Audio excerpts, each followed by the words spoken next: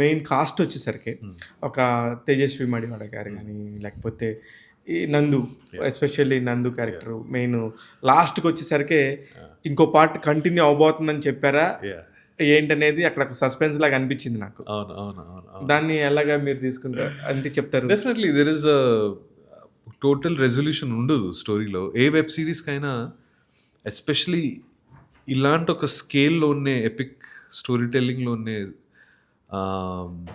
Structure ఏదో ఉంటుందో అది 1 సీజన్లో కంప్లీట్ చేయడం చాలా కష్టం. సో మనం ముందు నుంచే అనుకున్నాం సీజన్ 2కి కావాల్సింది ఒక చిన్న ఇవ్వాలి, ఒక ట్విస్ట్ ఇవ్వాలి. అది ఎప్పటి నుంచో స్క్రిప్ట్లో ఉండే అనమాట.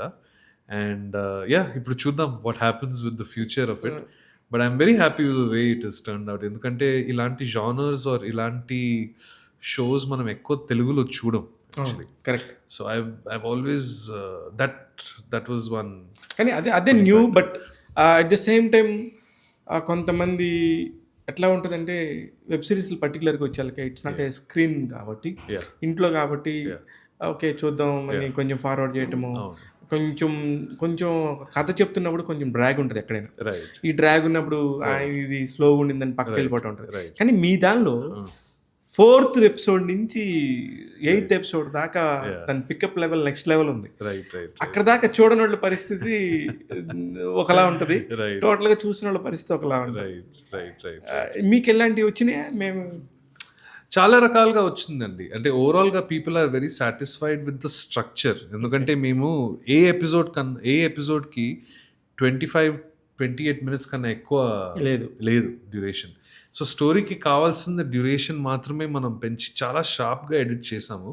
అండ్ ఏ స్టోరీ టెల్లింగ్ అయినా you need to set a foundation, you need to set up something for the second act. ఇప్పుడు మామూలుగా ఒక సినిమా స్టోరీ టెల్లింగ్లో మనకి ఒక first act, second act, third act ఉంటుంది. సో అది 2 గంటల సినిమాల్లో first 30 minutes, next 40-50 minutes, last 30 minutes అని అనుకోండి. ఒక రకంగా చూస్తే అది same kind off screen writing philosophy మనం ఓటీటీలో కూడా తీసుకొస్తాం యూనో. కానీ you have to build it up over episodes. First 2-3 ఎపిసోడ్స్లో ఏంటంటే ఆ ఫౌండేషన్ ఏంటి, ఆ యూనివర్స్ ఏంటి, అసలు ఇక్కడ ఉన్న జనాలు ఎవరు, అసలు ఏం జరుగుతుంది అని చెప్తేనే మనం ఒక నెక్స్ట్ లెవెల్కి వెళ్ళచ్చు. So that long form story టెల్లింగ్కి ఉన్న అడ్వాంటేజ్ కూడా అదే. అందుకనే ఇంతమందిలో అందరినీ కూడా మళ్ళీ మీరు సాటిస్ఫై చేయగలిగారా? అన్ని క్యారెక్టర్స్ని ఇవ్వగలిగారా వాళ్ళకున్న? I think lot of the story arcs and character arcs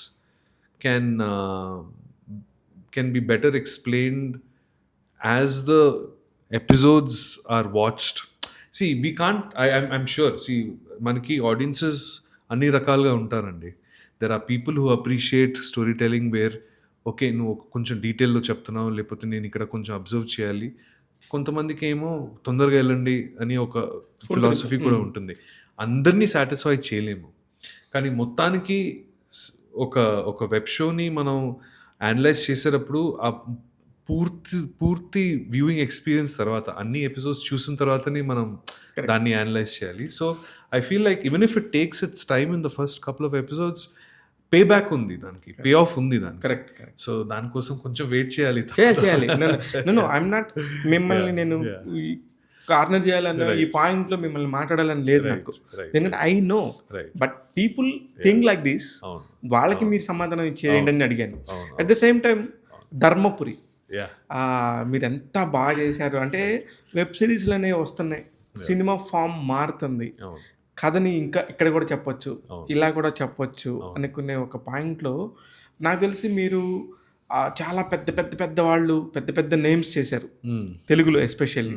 అవన్నీ కొంచెం ఇబ్బందికర పరిస్థితి, ఓవర్ కాస్ట్, కమర్షియల్గా వైబుల్ కాని పరిస్థితులు. మీది అలా కాలేదు నాకు తెలుసు. G5లో వచ్చిన ధర్మపురి వెబ్ సిరీస్కి అక్కడ కూడా మీరు ఇంకొక లోకంలోకి మీరు ఒక సపరేట్ జానర్లోకి తీసుకెళ్లారు.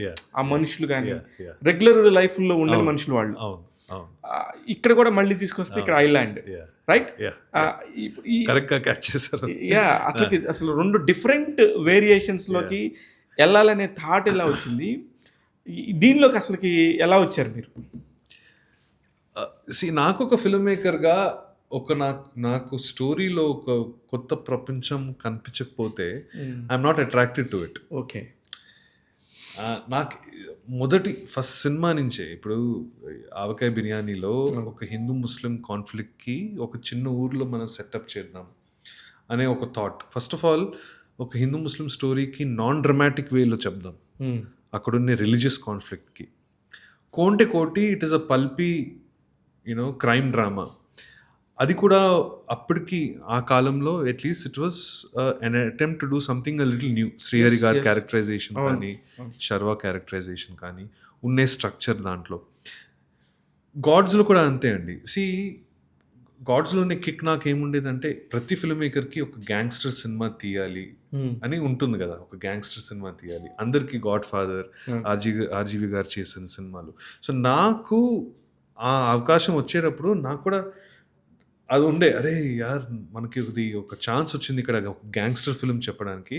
లక్కీగా నా ప్రొడ్యూసర్ రాధికారావు గారు supported and backed us where we were able to go and shoot in some pristine locations, హంపీలో, కర్ణాటక బార్డర్లో.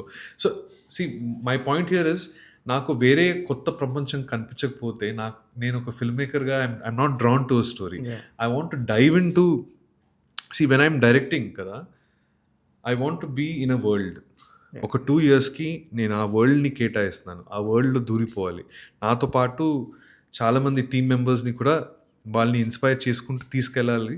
So I have to be motivated. నాకు ఒక సెన్స్ ఆఫ్ ఎక్సైట్మెంట్ ఉండాలి.